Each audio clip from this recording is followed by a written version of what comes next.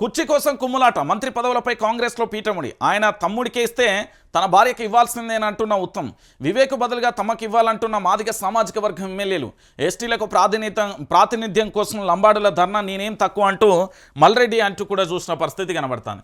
ఇది తెలంగాణ రాష్ట్ర వ్యాప్తంగా చర్చ కొనసాగుతుంది. ఏంది అంటే 6 మంత్రి పదవుల కోసం 36 మంది పోటీ పడుతున్నారు. కేవలం 6 మంత్రి పదవుల కోసం 36 మంది పోటీ పడుతున్నారు. దీంట్లో ప్రధానంగా కూడా మీరు చూస్తే ఈ తెలంగాణ రాష్ట్ర వ్యాప్తంగా కూడా పూర్తి స్థాయిలో కూడా మీరు ఆలోచిస్తే ఆందోళన వ్యక్తం చేయాల్సిన పరిస్థితి కనబడుతుంది. ఎక్కడెక్కడ అంటే ఒకసారి నేను చెప్పే ప్రయత్నం చేస్తాను. ఇక్కడ పూర్తి స్థాయిలో కూడా ఉగాది 4 లేదా 5వ తారీఖు లోపు మంత్రివర్గ విస్తరణ మేము చేయబోతున్నాం. అంటే ఏప్రిల్లో చేసే ఉగాది లోపు లేదా అంటే ఉగాది ఇప్పుడు 4, 5 అంటే 5వ తారీఖు 6వ తారీఖు లోపల మేము చేస్తామంటున్నాం. దీంట్లో ప్రధానంగా క్యాబినెట్ నుంచి 2 వ్యక్తిని ఉద్వాసన పలికే ఆలోచనలో ఉన్నట్టుగా తెలుస్తుంది. ఇప్పటికే సోషల్ మీడియాలో వాళ్ళ పేర్లు కూడా చక్కర్లు కొడుతున్నాయి. అందులో కొండా సురేఖ జూపల్లికి సంబంధించిన ప్రధానంగా కూడా పేరు వినబడుతున్న పరిస్థితి కనబడుతుంది. అయితే ఇందులో మంత్రి పదవి కోసం ఆశిస్తూ ఇప్పటికే బెర్త్ ఖరారు చేసుకున్న కొంతమంది పేర్లు కూడా కన్ఫర్మ్ అయిపోయి సోషల్ మీడియాలో చక్కర్లు కొడుతున్నాయి. అందులో రాజగోపాల్ రెడ్డికి సంబంధించి, సుదర్శన్ రెడ్డికి సంబంధించి, గడ్డం వివేక్ల పేర్లు ఖరారు అయినట్టుగా తెలుస్తుంది. ఇక ముదిరాజు కోటాలో కూడా ఏది వాకాటి శ్రీహరికి బెర్త్ కన్ఫర్మ్ అయింది. ఇక విజయశాంతి వైపు కూడా మొగ్గు చూపెడుతున్నారు. హోంమంత్రి పదవి ఆమెకే ఇవ్వాలనే ఆలోచనలో ఉన్నట్టుగా కూడా తెలుస్తుంది అంటూ కూడా మరో అంశం. ఇటు ఏంది బట్టి విక్రమార్కనేమో ప్రేమ్ సాగర్కు సపోర్ట్ చేస్తే రోహిత్కేమో మైనపల్లి రోహిత్కేమో రేవంత్ రెడ్డి సపోర్ట్ చేస్తున్న తీరు కనబడుతుంది. ఇక బీఆర్ఎస్ ఫిరాయింపు ఎమ్మెల్యేలకు మంత్రి పదవి ఎక్కడా కూడా ఇచ్చే ఆలోచనలో కనబడతలేదు. ఎక్కడా కూడా అలాంటి పరిస్థితులు కనబడతాయి.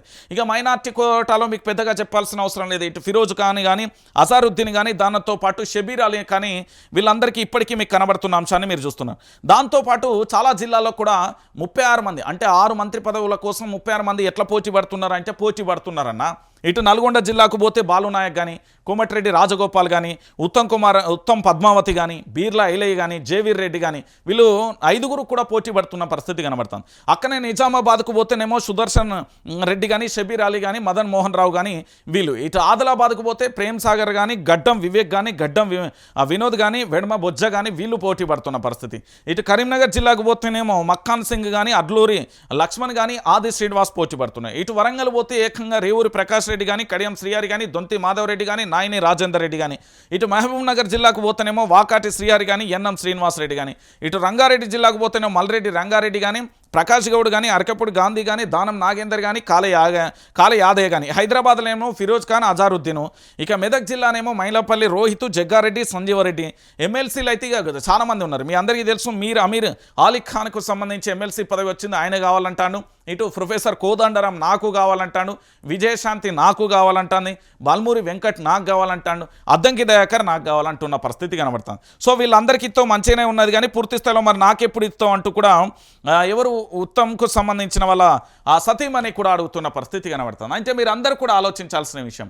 ఇక్కడ పూర్తి స్థాయిలో కూడా కుర్చీ కోసం కుమ్ములాట కొనసాగుతుంది అని చెప్పడానికి ఇది ఒక వాస్తవమైన విషయం. ఇక దానితో పాటుగా మరో అంశానికి వెళ్ళే ప్రయత్నం అయితే చేద్దాం. తెలంగాణ రాష్ట్ర వ్యాప్తంగా ఏం జరుగుతుంది, ఏం కథ అనేది ఒకసారి ఇప్పటి వరకు మీరు చూసిన అంశాలు చూసారు. ఇక ఏంది అంటే తెలంగాణ రాష్ట్ర వ్యాప్తంగా కూడా ఇక ఇక్కడ చూడు లంబాడీలకు మంత్రి పదవి ఇవ్వాలి, సీఎంకు లేఖలు రాసిన లంబాడీ ఎమ్మెల్యేలు. రేవంత్ను కలిసిన బాలు నాయక్, రామచంద్ర నాయక్, మాలవత్ రామ్దాస్ అంటూ కూడా చూసారు. ఇక్కడ మాదిగలకు మంత్రి పదవి ఇవ్వాల్సిందే, మాలలకు మంత్రి పదవి ఇస్తే ఊరుకోం. మీనాక్షి నటరాజన్కు మాదిగ ఎమ్మెల్యేల లేఖ అంటూ కూడా చెప్పిన పరిస్థితి కనబడుతుంది. ఇక పంచిపెట్టే పలార ఉన్నదల్లో అదేంది సంక్రాంతి పండుగ ఎప్పుడో ఉంటుంది కదా, సంక్రాంతి పండుగ అనుకున్నా. కొబ్బరికాయలు కొట్టి చక్కెర కలిపి పంచిపెట్టే పలార ఉన్నదల్లో రాళ్ళుల్లో అంటారు చూడు.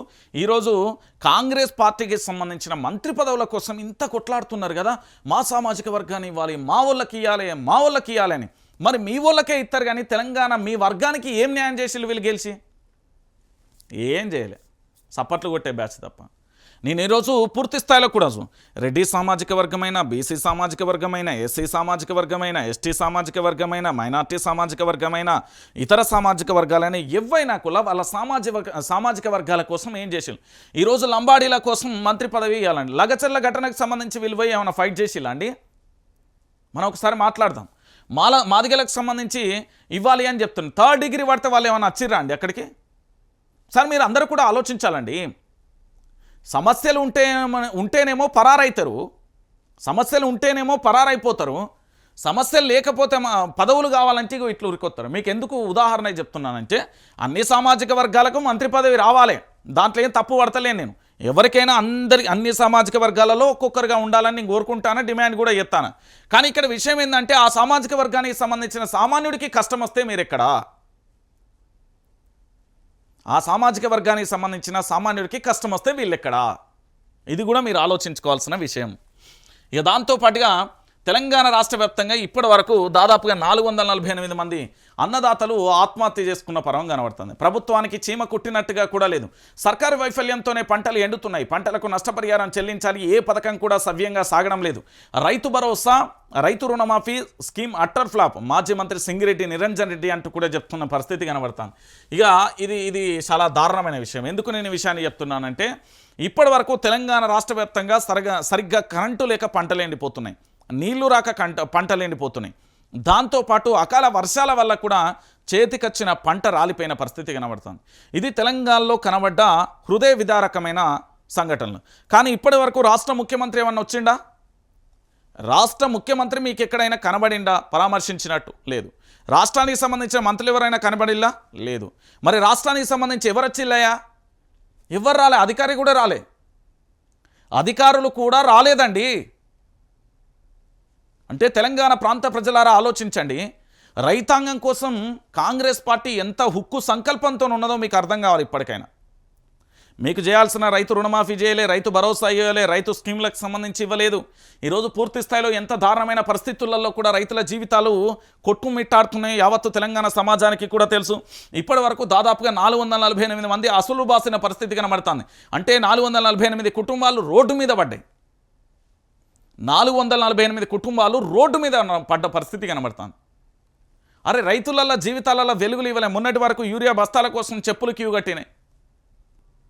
ఇక వీళ్ళు ఏం చేయగలుగుతారు? ఏమీ చేయలేని పరిస్థితి కనబడుతుంది. తెలంగాణ రాష్ట్ర వ్యాప్తంగా ఎటు చూసినా ఇదే అంశం కనబడుతుంది. ఇక ఇంతకు మించి ఏమైనా కనబడుతుందా అంటే ఏమీ కనిపించని పరిస్థితి కనబడుతుంది. రైట్. ఇక ఒక్కసారికి ఇక్కడ చూడురి. ఇప్పుడు మీకు ఒక చిన్న సినిమానే చూపెడతాను నేను. ఎందుకంటే ఇది తెలంగాణ ప్రాంత ప్రజలందరికీ చాలా అవసరం. చాలా చాలా చాలా చాలా అవసరం. గీడ ఏం కనబడ్డదండి? ఒకసారి చూడురి. 16 నెలల్లో మీడియాకు 200 కోట్ల యాడ్స్. ఓకేనా? 16 నెలల్లో 200 కోట్ల రూపాయల యాడ్స్ వచ్చినాయి. క్లియరా? మరి గీడ ఏం చేసేళ్ళు చూడురి. ఇందులో రైతు రుణమాఫీ, భరోసాల ప్రచార ఫ్లెక్సీల ఖర్చే 28.35 లక్షల కోట్లు.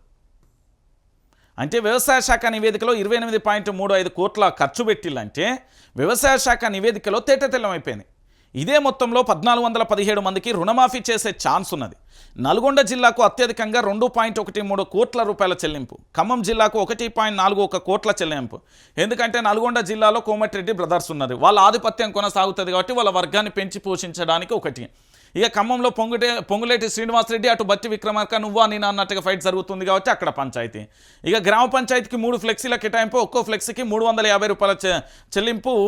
నెటిజన్ల తీవ్ర ఆగ్రహాలు అంటూ కూడా చూస్తున్న పరిస్థితి కనబడుతుంది. ఇక చూడండి. ప్రచారం కొండంతా, అమలు గోరంతా. ఖమ్మం, నల్గొండ జిల్లాలకే కాకుండా రాష్ట్ర వ్యాప్తంగా 11 జిల్లాల్లో కోటి పైన ప్రభుత్వం ఖర్చు చేసింది.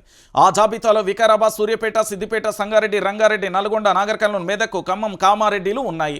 33 జిల్లాలో అత్యల్పంగా కూడా ఖర్చు చేసింది మాత్రం మేడ్చల్, మల్కాజ్గిరి జిల్లాలు మాత్రమే. ఇక్కడ కేవలం రుణమాఫీ భరోసాలకు చేసిన ఖర్చు 3.86 లక్షలు మాత్రమే.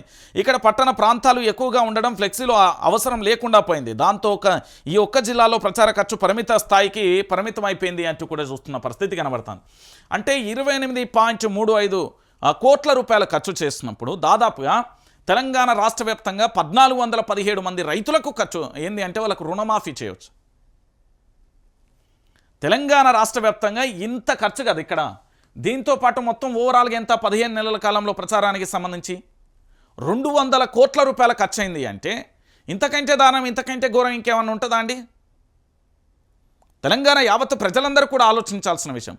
ఈరోజు 200 కోట్ల రూపాయల ఖర్చుతో తెలంగాణ ప్రాంత ప్రజలకు ఏం ఒరిగినట్టు మీరందరూ కూడా ఆలోచించాల్సిన విషయం అండి. ఇది కాంగ్రెస్ పార్టీ, బీఆర్ఎస్ పార్టీ కాదు, అది మన సొమ్ము కాబట్టి ప్రతి ఒక్కరు కూడా ఆలోచించాలి. ఇక ఇంకొక విషయం ఏంటంటే మీ అందరికీ తెలిసిన విషయం, కొత్తగా చెప్పాల్సిన అవసరం లేదు. మన ఛానల్ మీద ఓ రేంజ్లో రిపోర్ట్లు కొడుతున్నాను, మామూలు రిపోర్ట్లు కాదు ఇవి. అవన్నీ కూడా యావత్తు తెలంగాణ సమాజం కూడా ఆలోచించాలి. మీరు అందరూ కూడా చూడాల్సిన పరిస్థితి కనబడుతుంది. ఇక్కడ ఏంది అంటే పూర్తి స్థాయిలో కూడా రిపోర్ట్లు కొడుతున్న పరిస్థితి కనబడుతుంది. ఇక్కడ ప్రతి ఒక్కరు కూడా సబ్స్క్రైబ్ చేయర్రి. ఇక్కడ లైక్ చేయరి, షేర్ చేయరి. లేకపోతే ఏంది అంటే రిపోర్ట్లతో భయంకరంగా, అంటే ఆల్రెడీ సచివాలయంలో 6వ ఫ్లోర్లో వైఆర్ టీవీని చాలా అంటే కళ్ళు తెరిచి మరి చాలామంది కొంతమంది కీలకమైన మంత్రులు చూస్తూనే ఉన్నారు. వైఆర్ టీవీలో ఏం అప్డేట్ వచ్చింది, ఏం పెట్టిండు, ఎట్లా అన్నాడు, ఏం కథ, ఏం చేద్దామనే ఆలోచనలో ఉన్నారు. దాంట్లో భాగంగా ఏమీ చేయలేని పరిస్థితులలో రిపోర్ట్లు కొట్టే ప్రయత్నం చేస్తున్నారు. కాబట్టి ప్రతి ఒక్కరూ దీనికి సపోర్ట్ చేయండి. అంటే లైక్ చేయడం కానీ, షేర్ చేయడం కానీ, సబ్స్క్రైబ్ చేయడం మాత్రం మర్చిపోకండి.